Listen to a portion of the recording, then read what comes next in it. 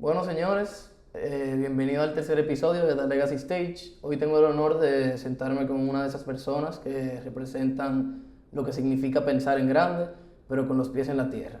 Jonathan Burnigal es un emprendedor dominicano con una historia increíble. Estudió en Babson College, una de las universidades top rankeadas en emprendimiento del mundo, y luego hizo una maestría en Harvard. Pero más allá de los títulos, lo que más me llama la atención de Jonathan es su manera de ver la vida. Ha trabajado en banca, ha invertido en negocios, ha creado empresas y también ha servido en el sector público, siempre con una mentalidad de construir y aportar. Hoy no venimos a hablar de números ni estrategias, sino de la historia detrás del emprendedor, de cómo se forman las ideas, cómo se enfrenta a la incertidumbre y qué significa realmente dejar un legado. Bienvenido, Jonathan, a The Legacy Stage. Gracias. Y wow, qué introducción. Ya yo me siento que tengo muchos zapatos que llenar con todo eso. O sea que vamos a ver, ojalá lleguemos a la mitad de lo que tú dijiste. Bueno, pero primero quisiera conocer tu motivación inicial, tus referentes y cómo comenzaste a pensar en el emprendedurismo. Mira, si tú supieras que yo en verdad nunca pensaba que yo era un emprendedor. En mi juventud, así, tiempo de colegio, yo pensaba que yo lo que quería hacer era banquero. Y banquero tradicional en el sentido de ahorro y préstamos. O sea, de que alguien deposite y después el banco se vira y le presta a alguien. Entonces, en ese momento, cuando yo me gradué del colegio, que fue 2003, yo decidí empezar a estudiar economía, que era prácticamente la carrera más cercana que podía haber de ser banquero, porque aquí no existía una licenciatura en finanzas. Entonces, así empecé, pero a los 6 meses me motivaron a solicitar para ir a Babson, a transferirme, y así lo hice. Digamos, cuando llegué yo seguí en el track de banquero, lo único que conocí lo que era la banca de inversión y en ese momento, digamos, hice ese pequeño pivot de irme bajo ese track. Todavía no pensaba que iba a ser emprendedor, pero obviamente al estar en Babson, yo creo que me sembraron una semilla que tomó unos cuantos años germinar y pues por ahí después, en segundo o tercero paso de mi carrera, pues empecé ya a entender que realmente sí, estar en Babson me convirtió a mí en un emprendedor. O sea, pero ¿y qué fue lo que más te marcó de esa experiencia de Babson? Yo creo que en Babson, a nivel de emprendimiento, todo el mundo siempre anda pensando y hablando de ideas de negocio y todas las clases, todas las conversaciones son muy de esa decisión de correr riesgo, de armar equipos. Incluso el primer año, aunque yo no tuve la suerte de estar en esa clase, porque como dije, me transferí. Una de las clases es que te dan dinero y con el curso tiene que empezar un negocio. Sí. Entonces, definitivamente hay una cultura y una vibra de emprendimiento en el campus completo, el tiempo entero que uno está allá.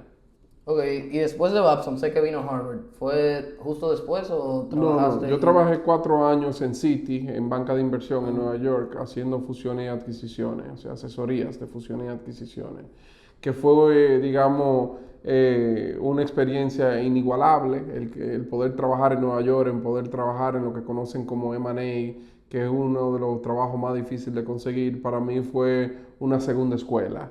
Y una escuela que me preparó a mí para los pasos futuros de mi vida. O sea que después de esos 4 años fue que pasé a hacer el MBA. ¿Y pasaste a hacer el MBA y por qué decidiste?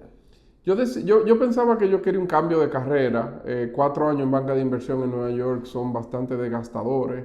Y para mí el ir a un MBA era un poco reflexionar sobre 4 años, conocer nuevas oportunidades, nuevas industrias, nuevas geografías.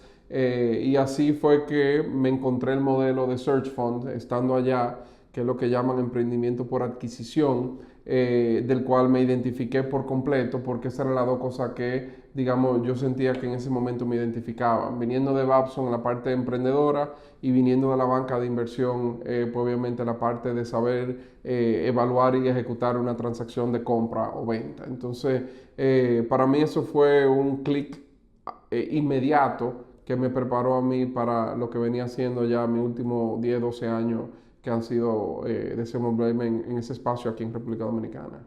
¿Y crees que, o sea, estudiar en una universidad de tan grande nivel como Harvard O sea, ¿crees que te preparó adecuadamente?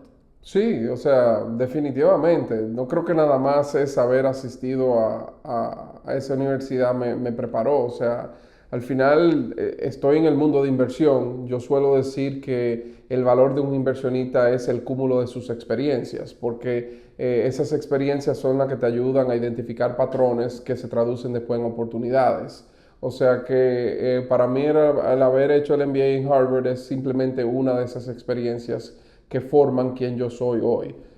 Yo no le pongo ningún peso de una de mayor o menor importancia, simplemente todas se acumulan y acaban siendo quien soy. Ok, y ahora me gustaría entrar un poco a cómo llegaste al país, qué hiciste, o sea, ya sabías exactamente qué querías hacer o descubriste en el camino.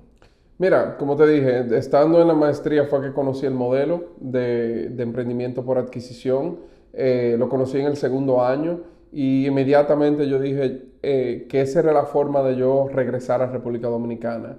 Yo no estaba tan interesado en conseguir un empleo, entonces para mí esa idea de controlar mi propio destino y utilizar las herramientas que yo había desarrollado o acumulado en el tiempo era algo donde yo quería apostar a mí. Entonces, lo que procedió fue que pude venir al país, digamos, los 6 meses antes de empezar, de terminar la maestría, reunirme con una serie de grandes empresarios, del cual admiro y respeto mucho, que gracias a Dios hubo un clic en la idea de apoyarme a mí con capital para salir a buscar adquisiciones y traer este modelo de inversión que era muy novedoso a República Dominicana. ¿Y para ti qué fue lo más difícil de todo ese proceso?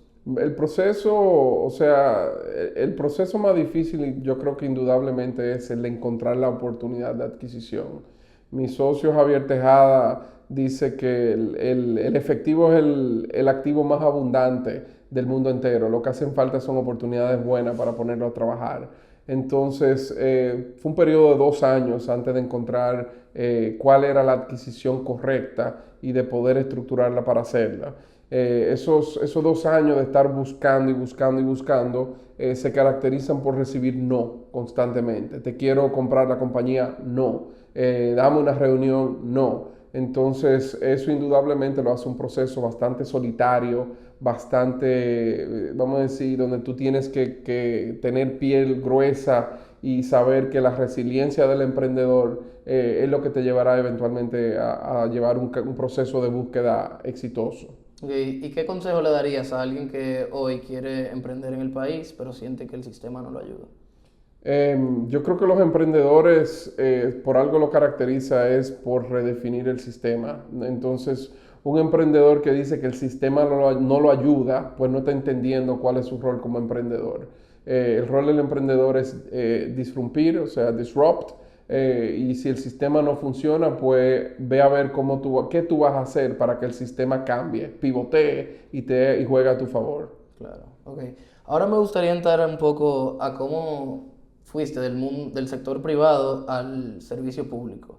En un momento entraste al sector público como Chief of Staff del Ministerio de Industria y Comercio. Y ¿Cómo mis surgió, pymes, y mis pymes. cómo surgió esa oportunidad? Mira, eso fue una cosa totalmente inesperada para mí, en donde 5 días antes de entrar la nueva administración, yo recibí un domingo a la como 9, 10 de la noche una llamada que era el ministro Bisonó, pidiendo, o sea, invitándome a formar parte de su equipo y de ocupar esa posición de Chief of Staff. Yo nunca pensaba que yo iba a tener un rol en función pública. Mi respuesta inicial fue, yo, no sé, yo ni tengo un trabajo para renunciar, yo no sé cómo puedo decir que sí, o sea que en inicio le dije no puedo, pero poco a poco fui consultando con mentores, con mis inversionistas y encontré que todos me estaban dando el permiso de poder hacerlo. Y yo pensé que era un momento, obviamente en pleno COVID, en donde la responsabilidad y la oportunidad de servir a mi país fue algo que me atrajo. O sea que a cabo de unos 3, 4 días ese no se convirtió en un sí y pues tuve el privilegio de poder aportar mi granito de arena por 2 años. Para mí fue una experiencia maravillosa, fue otra maestría en algo que yo nunca pensaba que iba a estar, que no sabía cómo funcionaba.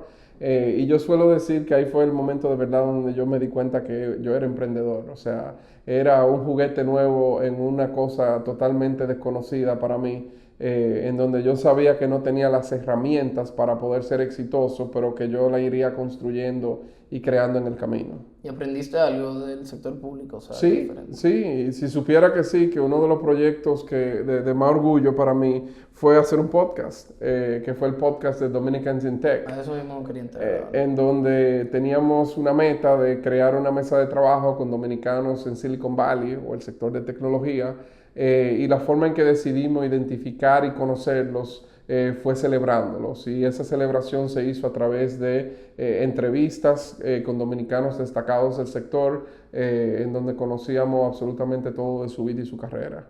O sea, y con el proyecto Dominican Tech en general, ¿qué buscabas? O sea, ¿qué impacto Lo que querías dije, tener? o sea, teníamos esa meta de poder identificar y conocerlos, atraer esa diáspora profesional más cerca hacia República Dominicana y construir un puente de colaboración, vamos a decir, en temas que obviamente mayormente en tecnología y emprendimiento.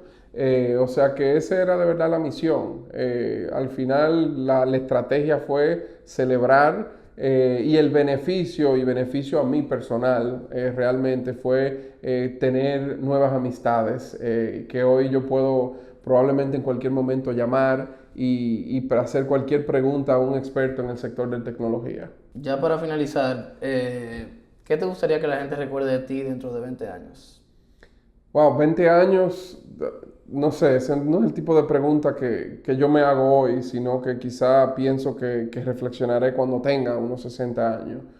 Pero yo creo que si al final de mi vida, llegando a ese momento, alguien fuera a hablar de Jonathan Burnigal, yo quisiera que hable de ser una persona exitosa en las 4 facetas que yo te comenté. Yo espero que puedan decir que soy un esposo y un padre ejemplar, de que fui un hombre exitoso en materia de los negocios que hice, de que tuve un impacto en la sociedad en donde me desenvuelvo, y que obviamente también ya la parte, digamos, de académica ya pasó, o sea que ya eso para mí fue contado, pero yo creo que es eso.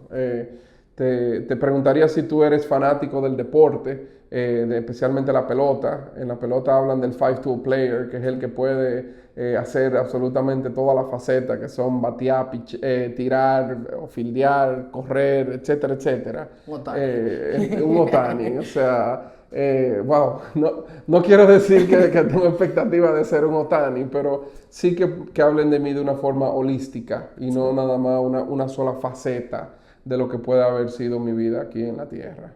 Bueno, pues perfecto, señores. Ya ustedes lo vieron. Jonathan Bunigal, su host, Mauro Marrancini. Para la próxima, nos vemos. Bye. Gracias, amor.